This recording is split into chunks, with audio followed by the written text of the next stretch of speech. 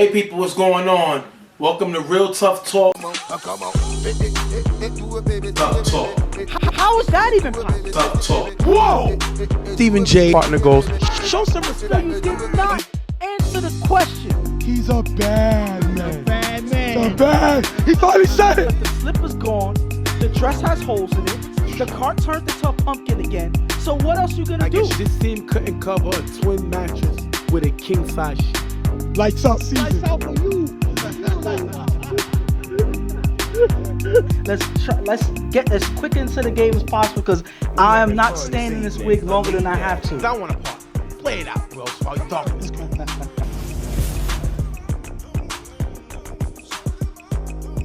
All right, people, what is going on? What is going on? I want to thank y'all guys for joining us on another episode of Real Tough Talk. I'm Stephen J. I'm here with my partner Ghost, and we're excited to bring you Week 10 of the UFL season. It's hard to believe we got this far. Yeah. It's funny because it's like going to be like 11 weeks because of we had to make up games or whatever. But it's amazing that we have come so far so quickly. And the craziest thing about that is right at the end, as we're peaking towards the end of the season, that's when we have our big snow day. That's when we have the huge snow covering everything on the field. We have to worry about if we're going to have any games on that day and everything like that. But fortunately for us, and everybody, we was able to get some games in. Everybody was able to just come in and play. They didn't worry about the weather. It was well enough that everybody still had their fun and was able to get some serious games in. Yeah, so first we want to thank y'all. We're going to wish everybody a blessed and happy Merry Christmas, which you'll be watching this on Friday, so it'll be Christmas Day. I'm going to wish y'all and your family a blessed Christmas on behalf of us in the UFL League and in Real Tough Talk. So we'll get more into that at the end of the show. But listen, playoffs is right around the corner. Everything is up in the air, up for grabs. We're going to be going over the games today. Next week, which is this Saturday, will be the last game of the regular season. But we may have a bonus week with Rep City and Blackout having to make up the game New Year's weekend. But that'll be the only game that's played. So this week is possibly the last week of the regular season, and it's been a crazy ride. Speaking of ride, let's talk about the first game we're going to get into, and that's 99 versus DG. 99 is coming in off of a loss to Braulio, and DG's coming in off of a win of beating PME. Now, the thing with 99 is that was a surprising loss. Nobody would expect them to lose to a team like Braulio, not really a high offensive team, more of a defensive team, and their defense was able to shut down Shannon and kind of put the shackles on this 99 offense. And that's when you start to see that 99 is relying too much on Shannon's feet and him, being able to drive down the field with his feet alone. They have to make adjustments. Shannon has to be the one to make adjustments, and guys got to step up and make plays. And I believe it can't only be Slutty. I've seen some guys step up every now and then, but it got to be a little more consistent. Draw some attention away from Slutty so that Shannon can get some bigger plays downfield. So they have to make, like I said just now, they have to make adjustments. If they don't, they're going to keep struggling like they are right now. And on the other side, DG is a team that we thought, and before the season started, everybody thought this was a championship team. As the season went, everybody thought that this was not a formidable team. They were not going to be top ranked, even though they had Chuck and Pams. And now they have turned it around, and I believe they've won 3 games in a row right now. Yes. So this team has turned around, led by their starting quarterback. And that is a difference maker. When you're on the edge of mediocrity, I would say, and you're close to ending the season as not as quite as what you could have been. That's a disappointment. And I guess that DG saw that and they started to adjust their strategy and who steps up on offense. They stepped up their defense a lot, and that's kind of one of the reasons why they've been winning so much. 3 in a row, not too shabby for them, showing that their veterans is able to make plays, and these guys on this DG team is able to adjust when needed, and they're on the roll right now. All right, we're going to go into the game. Both 8 players are here for both teams. Just to let everybody know, there will be no kickoffs and no punts today because of the ice and the snow that was on the field. The league agreed with the teams to not have that in the game. It's going to give you a lot more possessions, more football, and we're gonna have to jump right into it and see how that goes. First down, Chuck throws to Megatron on the sideline. As you look, David goes for the ball, misses it. Megatron runs on the sideline for a big gain in the first down. This is looks at what Megatron was in the past. He was one of the top 5 dominant players in the league at that time. Unfortunately, he left, came back. Not that same type of player, but he's like a guy like Carmelo Anthony or like a Chris Paul. Every now and then they show you what they could be and what's it possible that they still have in the tank. And he showed you that with this big play right there. And that's much needed play for Megatron, as they need guys to step up on this offensive team. Obviously a lot of people will say that this team is not as talented as a lot of other teams, but Megatron's showing that he still has the know-how to make plays happen there. Chuck get next play. Chuck with blocking by Julius throws it Kasim in the gap into the 7-yard line. Third down, Chuck finds Hollywood in the end zone for the touchdown. Megatron gets the extra point. 7-0. DG's able to score on their first drive. What I like that they did here is they did it with their original DG players. Megatron with the huge play, original DG player.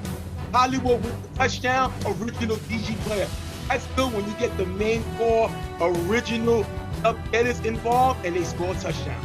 And the thing about Hollywood that a lot of people don't know is he was probably one of their most talented players back in the day. I believe that as things shifted for the DG, he took on the coach role as the manager role, and that's when his numbers started to decline. But as long as he's able to just go out, he did win most improved player though a few years ago. Yes, a few years ago, but it's been few and far between because he's been in the manager role. Yeah. So when he's able to just go out and play, he's a playmaker out there, and Chuck shows that. We'll find him in the end zone for the score. Shannon's gonna get the ball back for 99 after getting the first down.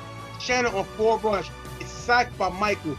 Might have gotten held a little bit there on the tag. What do you see on that? Michael, as he goes to make the tag, I think his hand probably grabbed a little bit. He kind of got away with one because that could have went as the other way as a flag on the defense. But it doesn't matter. He's able to get into towards Shannon and get the sack there. Shannon on 4 rush runs in the gap with blocking by Slutty to get him to the 20-yard line. 4th down, Shannon is blitzed by Hollywood, who's blocked by Slutty. Shannon rolls right, throws a Chris in the gap, picked off by Megatron. PG gets the ball back, and let me tell you something. When you got Megatron making plays, he can consistently do that, and that'll give them getters another piece, another weapon, to add to the firepower.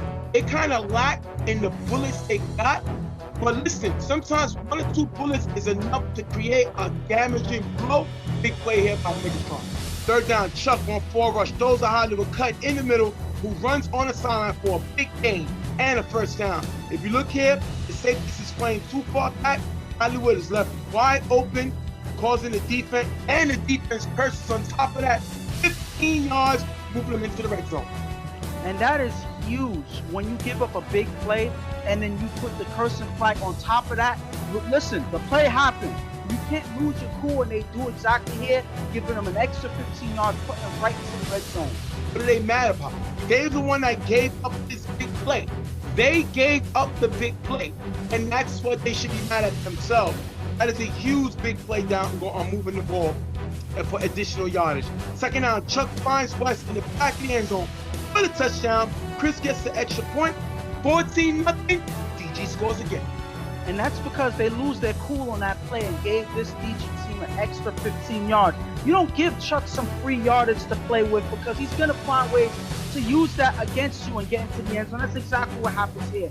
So whenever you give up a play, you got to recover and not lose your cool, because then you're going to make it worse as they did just there in this drive. 99 can't do nothing as they struggle to get the first down, and they turn over the ball. They can't even get a first down. PG gets the ball back, and after a few plays, they get 4th down at the 10-yard line. Chuck looks for Megatron, out of bounds, incomplete. 99 comes away with the stop, giving the ball back to their offense.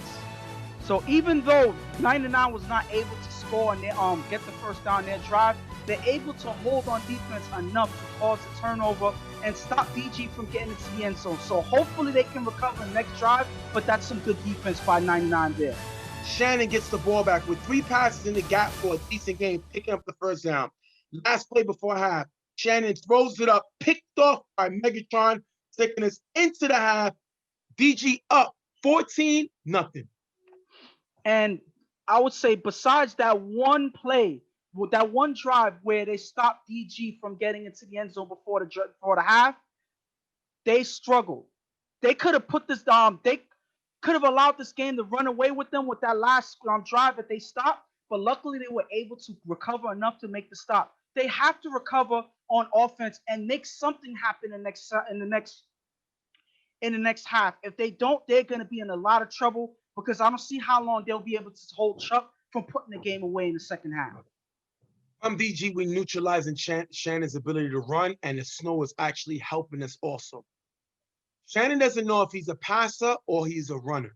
So as long as we can keep him there and keep the GOAT on the field, moving the ball offensively, DG does not, 99 does not have a great defense this year. We can move the ball any way we want. We just can't allow them to get momentum or allow Shannon to build up momentum by getting the big play running. We're going to jump into the second half. Shannon is blitzed by Track, who misses the sack. Shannon throws deep to Slutty, who has a step on Julian, caught, and runs to the 35-yard line and a first down. This is why you drafted Slutty.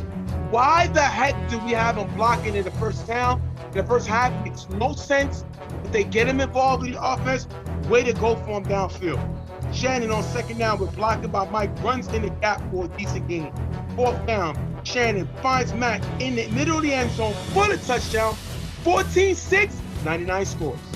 And right when you get Slutty in the drive, who makes a big play, they end up scoring. It's not a coincidence. Slutty has to be involved in almost and pretty much every drive that he's on the field. He can't be there blocking. He has to be a receiver that is at least used as a decoy to take away defenders away from the other receivers.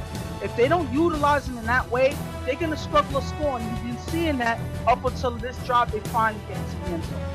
DG is going to struggle to move the ball on their next drive. They're forced to punt. That is 2 stops in a row by this 99 defense. Got to give them props. They definitely got their offensive back. Great stop by them there. After a short pass with Shannon with the ball back, he has 2 runs in the gap for a nice game, picking up the first down. Once Shannon decides what he's going to do, that's when he's dangerous. When he tries to decide in the middle of what he's doing, he gets confused and he makes mistakes. He got to decide on certain plays if he's going to pass or run. That is a great play by him, picking up the first down. Fourth down, after a few incomplete passes, Shannon is forced to run on four rush. It's stopped at the 10-yard line. Turnover on downs. They can't capitalize on the stop, and they get stopped themselves. And the thing about it is, even though they had some big runs there to get the first down, afterwards they weren't able to move the ball as frequently in this drive. So if Shannon's not able to run, they're going to struggle to move the ball. That's what it seems like right now. Besides that last big play by Slutty and them getting into the end zone, it's been more of the same from the first half. This DG team has been stopping them, and 99 has no way to answer on offense. Third and long, after 2 short plays, Chuck goes right on 4 rush. Those are Megatron, and the gap is high, picked off by Davi. 99 gets the ball back. That is a great play by the veteran Davi. Chuck was inaccurate with this pass. Megatron can't help him out, and it gets intercepted. And this is another big drive and big defensive play by this 99 defense. I believe that's 3 drives in a row they were able to stop this DG team. So their defense is fighting. Even though they gave away 2 touchdowns early, they are fighting in the second half, and it's up to this offense of 99 to use that in their momentum to get back in this game. Shannon gets the ball, second down on 4 rush. He's sacked by Michael. The clock is running. Great sack by Michael. It's hard to neutralize. Shannon on the run, and that is Michael. You tell me not to say Little West. Yeah. Or Little Tom. I want to call him. But at the end of the day, call it a sack. After getting the first down, Shannon on 4 rush runs in the gap for a nice gain, getting to the 20-yard line. Third down, Shannon rolls right on 4 rush, throws to Drew in the middle. That's going to be dropped. Fourth down, Shannon throws it up, incomplete, turnover on downs. End of the game, DG comes away with the win, 14-6. And little things like this hurt 99's offense. The fact that Shannon can't run, especially in this weather, because of the snow, Shannon can't really get the same traction as he normally does, so he doesn't have those quick bursts the way he normally does. So they can contain him in the pocket. But not only that, when you have guys dropping routine passes like this third down pass, you get them within striking distance of the end zone. This could be a completely different game. But Drew, one of their more consistent stars of this season, ends up dropping a pass on third down, pretty much killing their drive and their chances of coming back in this game. So 99, they've been struggling on offense the last couple of games. This is not working right now, even whether it's the weather or not. The whole thing about Shannon putting the defense on the offense on his back, it's not enough. They got to find ways to get Slutty back into the drive. Other guys got to step up and make plays. You need guys like Christian. You need Radio. You need Drew. You need Mac. All of these guys got to find a way to step up and make plays to make Shannon's job easier. If they don't, it's gonna be like this moving into the playoff. As they play in the playoffs. Shannon is a top player, top quarterback. Definitely see this guy do things. Definitely a guy to have a lot of respect for. My issue with Shannon is I've seen him complain more and more about the officiating, put stuff up on social media. And listen, much respect to him. He never says refs' names. He never gets at them like that. Plus, it's against the league rules. So he does it smart. Love the guy. Definitely intelligent guy. But when you complain, take some blame. The last game that they scored, when they played the Gators, they scored 20 points, right? Mm-hmm. Before that game, they scored 25 points. Let me show you the points right here. You're gonna see the list before we show this highlight. PME, they scored 20 when they played them. Rep City, they scored 20 when they played them. Raiders, they scored 25 when they played them. Monarchs, they scored 25 when they played them. Gators, they scored 20 when they played them. It was at one time third in scoring, 22 points a game. Yeah. Their last 3 games, UTF, they scored 7. They won that, but they scored 7. Raleigh, they lost that game. They scored 6. DG, they lost that game. They scored 6. They're not scoring. Yeah. So scoring is a reflection on who? On Shannon. Absolutely. So I know Shannon gets upset. He feels he doesn't get certain calls. And I respect that about him because he's always honest on how he feels. He's never going to talk behind your back, whatever. But they haven't scored in the last 3 games. They haven't been scoring. And they won that game versus UTF 7-6, and they thought everything was right in the world when it wasn't. You know what my motto? Don't accept something in a win that you wouldn't in a loss, and the offense still has not been scoring. Yeah. And Shannon, right now, is the most sacked quarterback in the league. He's been sacked more than any other quarterback in the league. That's the officials' fault. You scored a combined 3 touchdowns in 3 games. That's the refs' fault.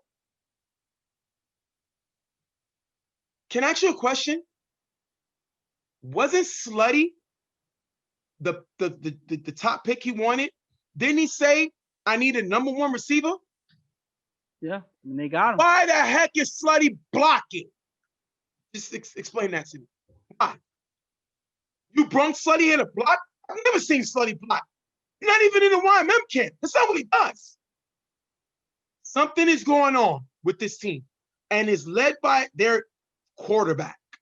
Now, the defense has backed you up in the last few games, something that they didn't do in the beginning of the season. But you got to find a way to score. Once again, Shannon has to learn to be a quarterback that's an athlete and not an athlete trying to play quarterback. And talk to a possible Rookie of the Year candidate who dropped that crucial third down pass that would have put you right in the red zone with an opportunity to score on the next down. That's what you focus on. Shout to the defense. They played great. But again, even Davi got involved getting an interception. And they stopped on the last 3 possessions of BG. This is on the offense. Now on the other side, BG has won 4 games in a row. Yeah. I got on this team. I said Chuck looked old. He looked like he's talking about the last season that he played in UFL before he got. Yes. Mm-hmm. And this season, I would give said this is Chuck's best playing. And it's not all about his numbers. It's because he's playing with a new team and he's limited on his resources. Yeah. And they just won 4 games in a row. So, and Pams wasn't here. Now, my concern is their last three drives, stop, a punt, and an interception. Now, they need Pams there because I think they took their foot off the gas and 99 could have stole this one. That doesn't happen if Pams is here.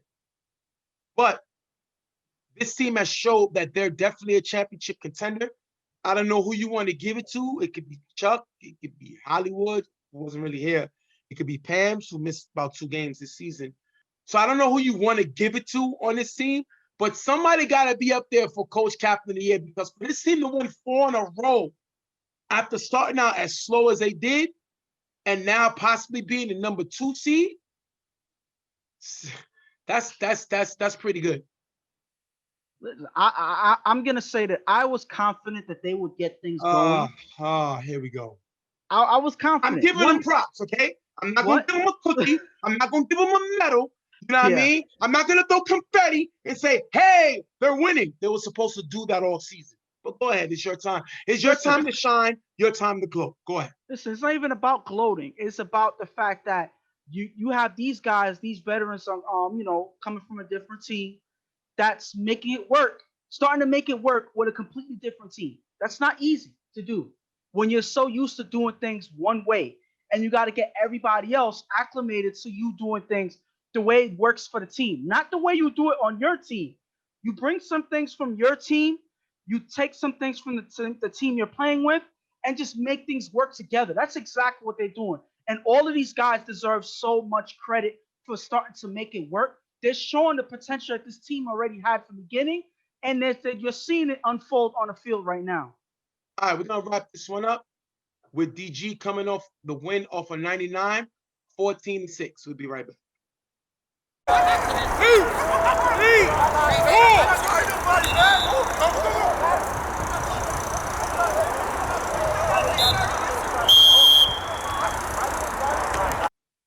All right, welcome back, people. Welcome back.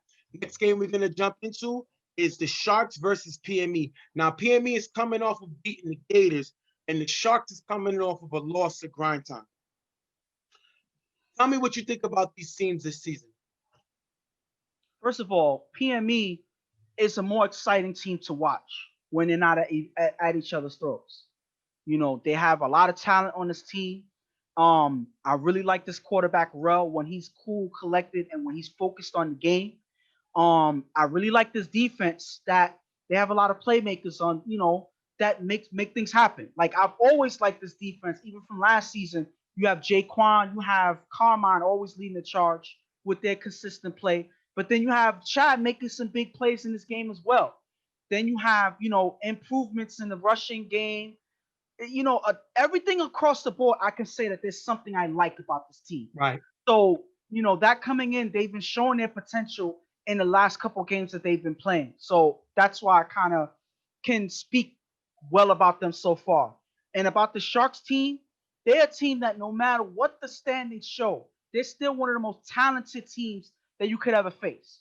There's a team that no matter what's going on, you do not want to face in the playoffs. Saying that because, yes, they were, stat-wise, they had one of the worst defenses in the league so far, but they still have one of the most talented cores out there. So when they're playing, together and they're playing the game they should be playing, they're still a force to be reckoned with. They have a talented defense. Hasn't always worked, but when it does work, they work in the most impressive fashion. Well, wow, you done said everything that needs to be said. I don't need to go at it. The only thing I'll throw in is PNB will have the 8th player Pablo, and as I reported before, Sharks do not have Mo, who's possibly injured with a lower leg injury for the rest of the season. Yes. That's a huge impact. But I think they should be okay. They have a lot of other players, and they're gonna play. They always play for each other, so that they're definitely gonna be playing for him. So we're gonna jump right into the game right now. PME getting the ball. After getting the first down, Rel throws to Pablo in the gap for a decent gain. Second down, Rel with blocker from Will throws to Pablo in the middle, getting to the 3-yard line. Third and goal, Rel finds Jaquan in the front of the end zone for the touchdown. Shane gets the extra point, 7-0 PME. And let me tell you something. Jaquan has been the best player statistically on this team this season. I don't think he's their most talented player. I think that comes in their draft pick and pop. I think he's their most talented player on the team. But their best player this season has been Jaquan. He has been doing it both sides of the ball. And the most credit I give him is the ability to show his leadership, keep the team together. But he still shows he's still a force on the field, and he's able to score the touchdown there. Third down, after 2 short passes, Akon with blocker from Bob throws deep to Ralph in the gap. Ralph slips, can't hold on to it, and it's going to be incomplete. After getting the first down, Akon on 4 rush throws it head in the middle, low, incomplete. Akon is blitzed by Rob and runs in the gap for a decent gain. 4th down, Sharks run the ball, get stopped at the 11-yard line, turnover on down. Got a big play, this is a kind of a rivalry game. Ralph playing against his PME, former PME players. So the Sharks are going to try to get Ralph involved as much as possible. And he slips, because I think this could have been a big play. But they're able to slow down the Sharks' passing attack. Now, like you said, the Sharks have a very good offense, even though their defense has been lacking. So that's a great defensive stop by PME to shut down that offense. PME gets the ball back. After getting the first down, bro, with blocking by Will, runs in the gap for a nice game. Something we have not really seen Bell do. He's coming off of numerous knee injuries, but seeing him run the ball is definitely a positive note for this offense. Third down, Rel throws a tone on the sideline, decent gain, getting to the 20-yard line. 4th down, Rel on 4 rush, throws a Shane in the front of the end zone, incomplete, turnover on downs. You got to find a way to score if you're PME. The defense just came away with a great stop. You got to find a way to put points up. They don't, and they end up turning the ball over. And on drives like this, if you miss one down where you can't get key yards to get towards the end zone, you're going to get stopped more times than not. And that's exactly what happens here. Because of they weren't as efficient on every single drive, every single down. That's why they didn't get enough yardage to get close to the end zone, and the defense was able to stop them here. Akon gets the ball with 2 passes to Bob in the gap, getting to the 48-yard line. After the first down, Akon throws it to Twan open in the gap for a nice game. Twan is a guy who, listen, he can make some great offensive plays. Shannon, we said, was inconsistent. He needed a number 1 receiver, which is why they drafted Slutty. But I think Twan is definitely a capable number 2 guy, and that's a great play by him getting a big play. Last play before half, Akon pitches it to Stevie, who throws it up, picked off by Shane, taking us into the half, 7-0 PME. And I'm going to say this about the Sharks. Their defense, besides that 1 touchdown that they gave up early in the game, they held. They were able to lock up. They were able to make some defensive plays. That's what you want to see from your defense. The offense, though, have to use that to their advantage. The defense is playing really well against a capable offense. The offense on this Sharks team have to find a way to score. They haven't been able to. They haven't been using each down the rate that they need to. And because of that, they haven't gotten into the end zone. This is Akon's job to figure it out. They have him here. They took Stevie out and have Akon starting now. So this is Akon's job. He has to figure out how to get into the end zone. He hasn't really been able to do that consistently. Hopefully he's able to pick it up in the first half in the second half, because they definitely are going to need it. Listen, whether or not, we got to be able to score on this team if we're PME. They have one of the worst defenses in the league. We cannot have them building up their defense momentum against us. And on the other side, listen, Akon is a big play, always one big play away from winning the game. We have to stop his one shot. He usually gets a shot. So we got to be prepared for that knockout haymaker, because he usually connects. If we can keep prepared for it and stop it, we should be able to come away with this win. We're going to jump into the second half. Sharks going to get stopped before getting the first down, turnover on downs. Once again, PME defense standing tall, able to shut Akon down on another drive and give their offense back the ball. And this was an opportunity for them to get their momentum back in this game. Early in the second half, they're not able to take advantage of this drive here. Nothing really getting going for them here, and they end up ultimately getting stopped. This first down could have been big for something bigger, but they weren't able to get it, and they get stopped here. Rel is going to throw to Shane on the sideline, off target, incomplete. Third down, Rel is going to get blitzed by Ja, who gets through Rel. Rel loses the ball as he scrambles, incomplete. PME have to punt. This Sharks defense is really showing something today. Don't get me wrong. We know the weather's terrible. But bottom line, football's football. Stops is stops. And this Sharks defense is making stops, slowing down this PME passing attack. After getting the first down, Akon throws a route on the side for a decent gain, getting near the 20-yard line.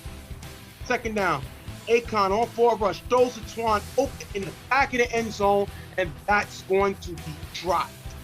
Fourth down at the 10-yard line, Akon is blitzed and sacked by Rob. Rob is able to get through Bop to get a huge sack, turning the ball over for the Sharks, giving the ball back to his PME offense. And this was a touchdown if Twan catches this pass. You've been saying that Twan has been 50-50 pretty much all his career that you've been watching him, and I could kind of agree, but I would say that you see that he leans more towards the defense than the offense, because on offense, he gets big plays like this all the time, but he's too inconsistent for you to see him as a threat on offense because of plays like this. This is a touchdown that gets them back in the game, and unfortunately for this Sharks team, he's not able to hold on to it. That was the knockout punch or whatever by Akon. Gives him the ball, and he's not able to hold on to it, and that's kind of why I see Akon getting sacked right here. He's not able to react in time as Rob gets through Bop, who's not a blocker. So things fell apart after that one opportunity they had to score, and they end up turning over the ball. Rel gets the ball. He throws deep to Shane in the gap, who makes the catch over Juice for a big gain. If Rel can continue to get Shane involved in this passing attack, teams are in trouble, because you already got Chad killing, you already got Jaquan killing. We all know what Pablo can do. And now if you get Shane involved making catches like this offense is more dangerous. Third down, Rel throws to Jaquan in the gap, getting the first down. PME is going to end up running the clock out, winning this game 7-0 over the Sharks. And I would say, even though this was not the best looking win for PME, because the Sharks really was playing really good defense after that first drive, they were able to hold on their own side with their defense. So I'm going to give the Sharks, I'm going to give PME's defense the game ball here. The defense won the game for them. All PME did was score that first drive, and they struggled throughout. So you got to give it to their defense here, stepping up, making plays, keeping the Sharks from getting anything going on offense. So at the end of the day, PME is a middle of the pack team. They have a capable defense, they have a capable offense, but here you can see that their defense is able to step up when it counts, and they get the win for them here. Once again, PME comes away with the win. Bro, usually don't throw no interceptions. Yes. Now, yes, he only scored on the first drive and then went 0 for 3 after that. But it don't matter, because at the end of the day, he takes what they give him, takes chunks, and they find a way to win the game. This defense showed that they're very good defense. They led the league in interceptions last year, and they have the reigning defensive player of the year playing the secondary in Jaquan. It's just amazing the stuff that Pablo was able to help this team do to go to the next level. Because of Pablo, we see Chad killing. Because of Pablo, we see everything that Jaquan is doing. Because of Pablo, the team looks more calm and relaxed. This team is dangerous. He was a great draft pick. Oh boy, great job by keeping this team together. With the Sharks, listen, they played surprisingly good defense. Yes. But they're not making the big plays needed to win a game. Twan, I usually call him 50-50. That's a disrespect to 50. He's no longer 50-50. He's 60-40. 40% of the time he makes the catch. Because that's the money shot right there. That's what you need right there. That's a touchdown right there. We're trying to move up in the standings. And this is the reason why Shannon said, I need a number one receiver. This is the reason. Because Twan shows he's a clear number 2. He's not a number 1 receiver. This team missed Meek today. They're ready. Yeah. Like you don't have Mo. They miss Meek. And they gotta find a way to keep Dre in this offense. He needs to be starting on both sides of the ball and not come off the field. He's a reigning offensive player. He's a former UFL MVP just a few years out. He needs to always be on this offense because Twan doesn't make drops balls sometimes. We've seen Meek drop some passes sometimes. If you stay the course and let Dre become your number one receiver, that'll give the playmaker Akon needs. We've seen Akon do it with Debo. We've seen Akon do it with Sheamus. We've seen Akon do it with Rel. No disrespect to those guys, Dre's better than all of them. Get this man involved in the offense. That is your job, Orlando. You're the coach. That's what you're here to do. You're here to put the best players on the field to win games, and I think that's what you need to do.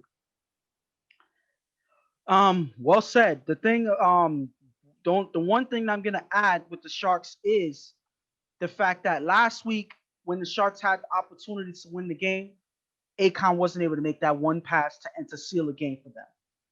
This time, you have the opportunity to score to either tie the game or take the lead, and then you have Twan dropping a key touchdown pass to end up forcing the turnover the ball. So little things like that, again, regardless of what happened, you got to have these guys making the plays that they need to make. I don't care who it is, whether it's Trey, whether it's Meek, whether it's Twan, whether it's Akon, it doesn't matter. We've had so many games where the Sharks lose games because one guy dropped this pass here. One guy didn't make this throw here. They're giving away games based on one play alone. And they can't afford that in the playoffs because all it takes is one play to get bumped and go home. I don't care how good this team is. Guys got to be efficient on these one-shot plays. Otherwise, this is going to be how it looks when they go home in the playoffs. We're going to wrap this one up. PME coming away with a close win over the Sharks, 7-0. We'll be right back.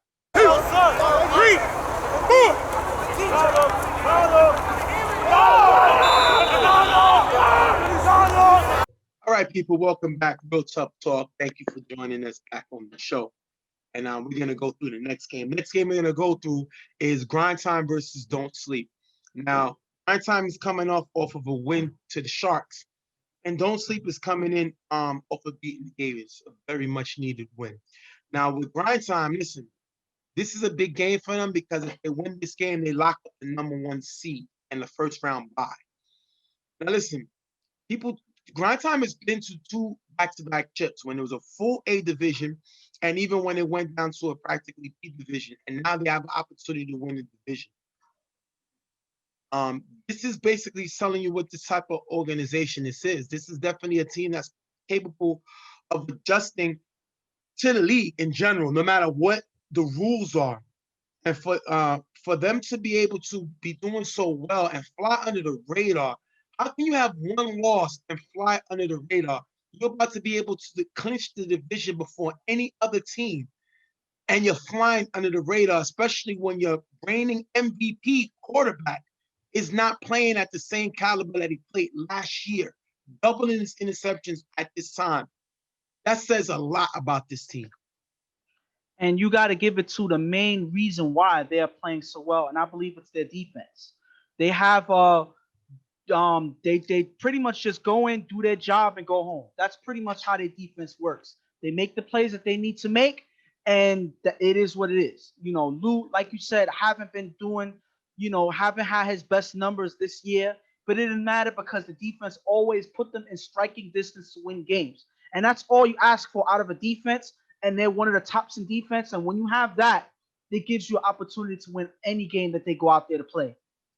And on the other side, you have Don't Sleep. Listen, we already said it several times this season, and Don't Sleep ain't the team that we expected them to be. Now, anything could change in the playoffs. I'm just shocked on how much it seems like the new guys really don't, I want to say care, but really don't have the passion that like the other guys. And I'm more surprised on their defensive captain, Maine. Last season, he was all in. You know, we talked about this secondary who played great last year, And now it seems like I think it all stemmed from one not having his quarterback, which is KC, a guy he's always defended. And he didn't want Femi. I don't think he wanted the team to draft Femi. And he looks like he's pretty right on both of those. Reem not having a great season. Femi clearly a bust. And the thing about it is he doesn't even care because he's talking more about Expo on Sundays than he is with his team on Saturdays. And that's not a shout at the league. I'm just saying as far as the team, I think the new guys that's brought to this team to help enhance this team with firepower could not get to the level that you expected. And I think they were better off staying to the tortoise in their hair, slow-paced team that they are than trying to get high advanced. It just doesn't look right to me this season. The thing with Maine, and I think that it's split. Like, I think that it comes off like he's torn a little bit because he just came from winning a huge BQFL championship a few months ago with KC. But then a little sooner, closer to now, he just came off of winning an EHS championship with Reem, So, I think he's torn with the way that these two teams are so different from each other. And right now, with the guys that they're in, it doesn't seem like it's the same atmosphere. They lost a lot of people on this team. They lost Henry. He's playing for the Monarchs. They lost Leak. He's playing for Raiders. They lost Benny, having a great season on the Monarchs as well. So those are two or three guys that they lost that were big parts of their team. And then when you have Femi, stretching his focus from Expo to here, and a lot of times I'm not able to make it here, it shows that, his focus is on where he feels he has more of a chance of being, winning at, which is Expo, probably not as much here. And it shows with the way he's been playing this season for this team. So there's a lot of things that haven't worked for this team. And I'm going to compare them a little bit with how we mentioned with DG. When you have all these different elements coming together, with DG, they're starting to show the potential of them coming together and playing well together. True. Don't Sleep hasn't ever gotten to that point where they've come together and played well. So I think that that's the issue. They still haven't found out what type of team that they're trying to be, and it shows in the numbers right now. All right, with that being said, we're going to jump right into the game. Don't Sleep getting the ball first. After getting the first down, Reem throws deep to Lou in the gap. Lou's not looking at the ball. It's picked off by Jalen. Grind time with an immediate impact on defense. And if you look here, Joel was wide open on the other side. Reem took a shot, and he took a shot against the wrong guy, Jalen, and paid for it with the interception. This is not the person that you're going to play around with, not paying attention to where the ball is thrown, because he's going to take advantage and get that interception, and that's exactly what he does here. Grind time gets the ball back. After getting the first down, Lou with 2 passes to Nico in the gap for a nice game. Third down with blocker from Yomi. Lou finds Sean in the front of the end zone for the touchdown. Don't Sleep is flagged for cursing after the play, and they'll end up getting the ball at the 5-yard line. Remember, there's no kickoff and punch for the whole day. So after the touchdown, they get called for cursing, and they're going to get the ball at their own 5. Now, as far as the offensive play, listen, that Grind time is ecstatic to have Yomi back. Yomi being back to block, also another guy who can go out and catch the football, makes this team even more dangerous. And that gives Lou enough time to find Shy now getting involved. Shy, we didn't talk about Shy a lot this season, but we can't forget he was a major part of that team that went to the championship last year. Reem gets the ball back. He's blitzed by Jigga, who's blocked by Rob. Reem throws to Lou in the middle, picked off by Shy, giving him the ball back to Grind time. Let me tell you something. Shy is one of the most dangerous defensive backs in UFL history. This guy has won an MVP. This guy has won a Defensive Player of the Year. He's very dangerous in this league. Reem misses. Reem and Lou cannot connect. It seems like they have not been connecting all day. Reem is trying to get him involved, and unfortunately, pays for it again for the second and only game. And the thing about this right here is, they made that mistake the first time, which with Jalen, they make the same mistake with Shop. So these are two defenders that you do not want to make mistakes with because they take advantage. And Shaw's known to do that in his UFL career. He's known for catching interceptions, and this one is no different with him getting his offense back on the field. Lou gets the ball back on 4 rush. He's sacked by Macho. 3rd down, Lou on 4 rush. Throws to Rob, cutting in the back of the end zone. That's going to be dropped. 4th down, Lou on 4 rush. Throws Rob again in the back of the end zone. Off target, turnover on Mouse. Don't Sleep comes away with a stop. That was more of a grind time flip. Yeah. They dropped a touchdown pass. Yeah. Rob dropped a touchdown pass. Yeah. That's not a big stop by Don't Sleep. They're going to take it, and on the stats, it's a stop. But grind time came up short because of this key drop on 3rd down for the touchdown. And this is why, no matter what part or what offense you are, no matter how good you are, a play like that, a big drop on 3rd down or during the drive, can kill your drive because you're not able to. It makes your 4th down that much harder. So when you miss a big pass like this, especially one that's supposed to be a touchdown pass, a lot of times you're not able to recover. So this is another opportunity missed with a drop touchdown pass, and they end up turning over the ball. Reem is going to throw the mic in the gap for a decent game. 3rd down, Reem with blocker from Rob. Throws to Joel in the middle, tipped by Jalen, picked off by Mimi. If you look here, the receiver on the other side is not moving, making Reem force the pass, and this gets intercepted. His 3rd interception of the day. And this one, I'm gonna say, is not necessarily his fault because receivers gotta move. When you have defenders with you in the vicinity, you gotta create separation. Staying still, waiting for the pass, it's not gonna do the quarterback any favors. And because they stay stagnant in their one position, it makes Reem have to force a throw somewhere else, and it leads to the defense making a play on it and getting their 3rd interception. Who's going to get the ball? He's going to throw to Ruben in the gap for a decent game. 2nd down, Lou throws deep to Rico, cutting in the back of the end zone. Caught out of bounds, incomplete. 4th down, Lou on 4 rush, throws to E-Rock in the front of the end zone. Reed gets the hand in it, and the ball is dropped, taking us into the half. 6-0, grind time. Listen, if I'm Don't Sleep, yes, you threw 3 interceptions in the first half, but it is 6-0. Your defense was able to make 2 stops. And this is the defense we remember from Don't Sleep last year. Yes, they came away with big the drop here and mistakes there, but it doesn't matter. A stop is a stop. And I think Reem is very important on the defensive side of the ball because he can impact that side of the ball, which will help him on the offensive side. He has to use this momentum to turn around the game and give Don't Sleep at least a shot to compete today.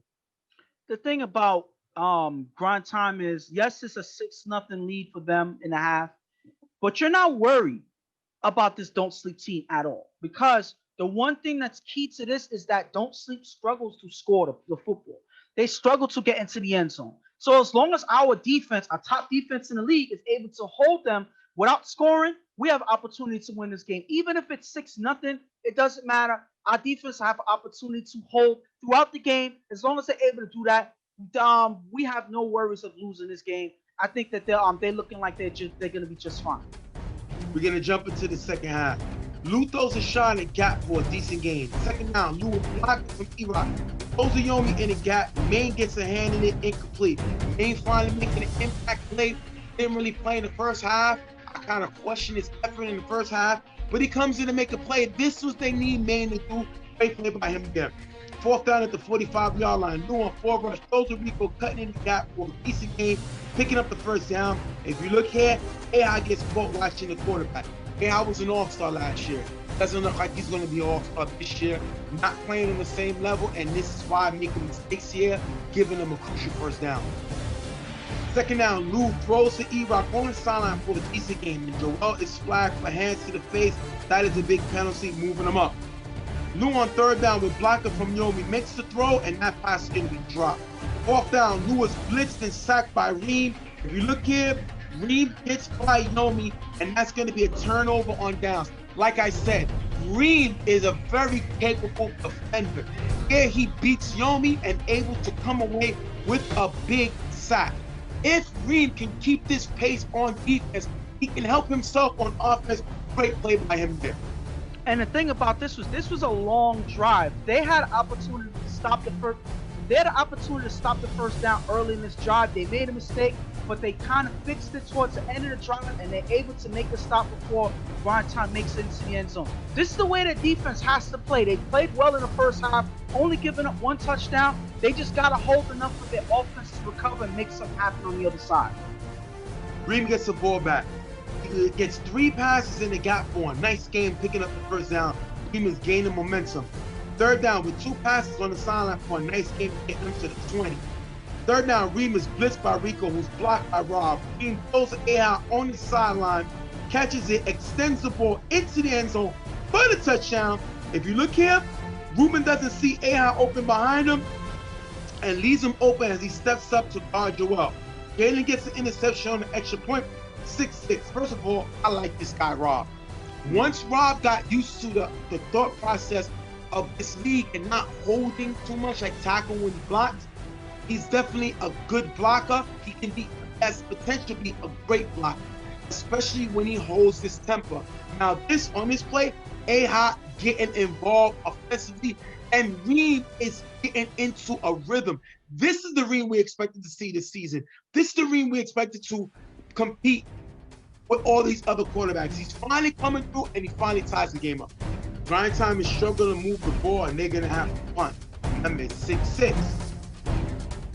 Reem, with blocked by Rob, runs into the gap for a decent game. That's going to take us to third down.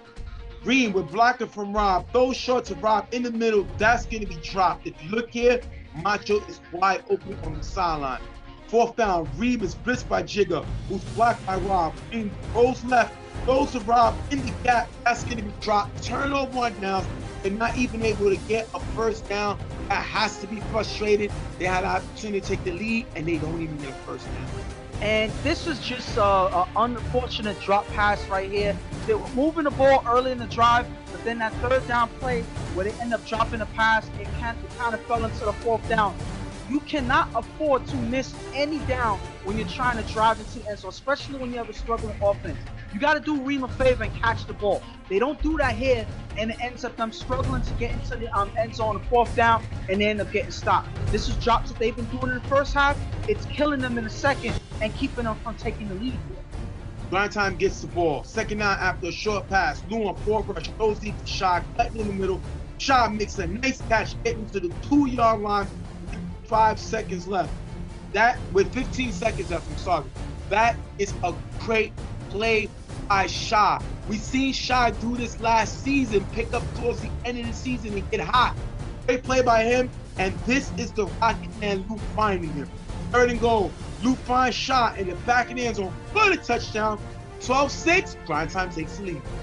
And grind time, the way that they started this game, getting Shaw into the end zone, is how they pretty much get the lead, with Shaw getting another touchdown here. Shaw has been doing it all over the field. He has an interception. There's a second touchdown. Catches some big passes for Lou. This is something that they need on offense to make Lou's job harder. They have Shaw now making plays. You have Yomi getting protect him in the pocket. This is good, knowing that their defense has been holding. They started off slow, but they finally get the lead towards the end of the game, pretty much to seal away with the game with the win. Don't Sleep gets the ball back, and he can't get a score on the last play of the game. That's going to end the game 12-6 grind time. Before we wrap it up, we're going to go to an interview with grind time, and we're going to be right back. Stephen J here with Grind Time, pulled out a close one, 12-6, beating Don't Sleep. Jig, your defense this season has been helping Lou really step up this year. What is the mindset going in when y'all play defense? Win a game. Help Lou win the game all the time. If we make a stop, Lou will score. That's our mindset all the time. We make a stop, Lou scores. If Lou scores, we make a stop. That's how it's vice versa. He helps us out, we help him out. What is it like to know that no matter what happens, y'all always stick together? Same guys. One or two guys was basically the draft picks that y'all took, but y'all kept the same core together. How difficult it is to keep the same team together? Well, consistency is key in any league, in any team. We struggled over the years having consistency, but for this league, we have a lot of consistency, you know, and that what we like it. We had the same team for, like you said, past 3 years, and we're just trying to get better. Add one more piece to get better, and we did that with Mo, and it's working. Lou, you didn't have the season you had last season, but it seems like you never came in head down. You came in regular. Like, what was the mindset being that you were playing to play the same level you played on last year? You know, I make mistakes. You understand? But my team is one of the first ones to. I make a mistake, walk to the side and say, keep your head up, don't even put your head down. You understand? We're gonna get you to stop. We're gonna get you the ball back. You know, just fix just fix the mistake you made. Was it difficult getting used to new guys, Prince Mo, them new guys, additions to the team? I mean, not really. You understand? Because I already know like, the type of weapon he is. You know what he can do on the field. You understand? You know, I watch football, I watch everybody. So it's like, you know, it's something that we felt like was needed. He had the height, he had the speed, he could move with us. Jalen, 7-1. Winning this game, y'all clinched the division. Got a number 1 seed. What it's like to know that y'all did last year? You clinched the number 1 seed. How tough is it to stay consistent? Being the first mission is to win a division.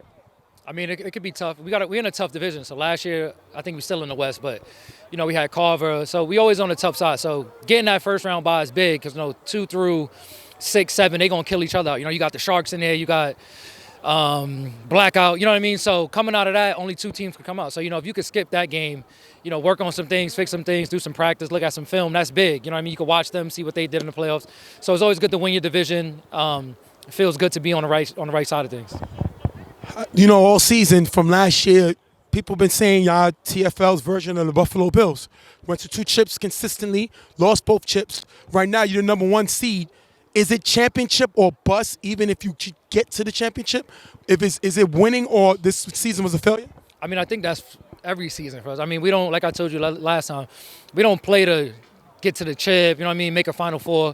I mean, those are good because it shows, where you are, but we come in the leagues to play. We play for money, we don't play for trophies out here. So we trying to win tournaments. Obviously, being in 2 chips in a row, we know what it takes to get there. So the first step is winning a division.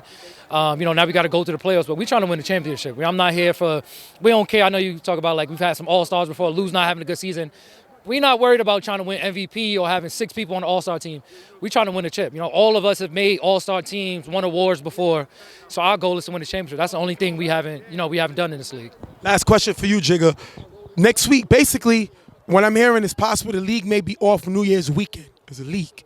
So y'all clinch. So y'all technically don't need next week's game. But if you don't play at all, you have next week off, the following week off, and a week off after that.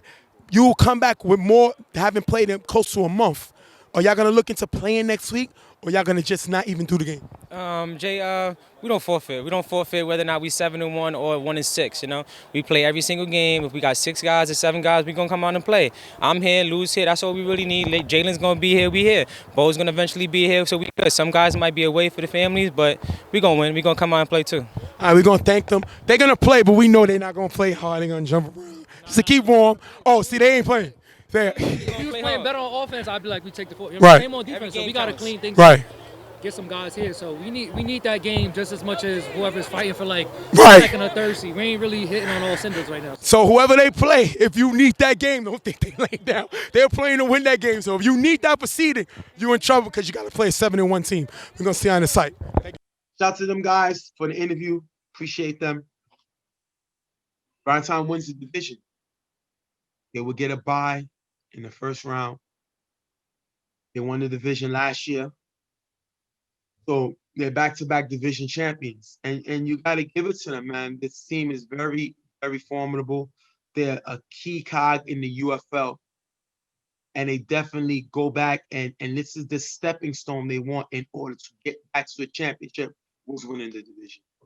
I mean, just to say one thing, the thing about this Grind Time team, watching them play throughout the playoffs, multiple seasons, and watching them play in a championship game, their worst enemy, their worst enemies themselves. That's all I'm gonna say. When they play football and during the season, they always get the job done. They always figure out how to get wins. That's all they've been doing throughout their time in the UFL.